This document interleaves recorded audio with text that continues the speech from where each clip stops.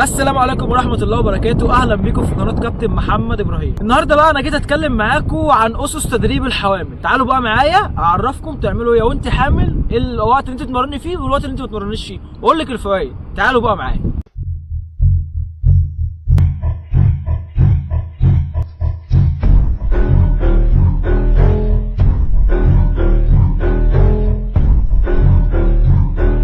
رقم واحد، اول 3 شهور من الحمل ما ينفعش تنزلي التمرين نهائي، ده خوفا على صحتك وعلى الجنين في بطنك وربنا يكرمكم ان شاء الله. رقم 2، ما ينفعش تنام على الظهر تماما. رقم 3 بقى، وانت بتتمرني خدي بالك كويس جدا ان جميع اجزاء ظهرك تكون مسنوده على الحيطه. رقم 4 بقى، هتمرن بوضعيه كات بوزيشن، بوضعيه القطه. رقم 5، هي اكتر عضله اتمرنها عشان خاطر هتبقى مرهقه جدا، الرجلين، لان كل تحملك هيبقى على الرجلين. اتمرن عضله ايه؟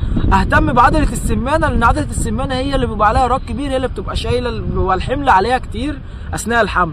كان معكم كابتن محمد، سلام.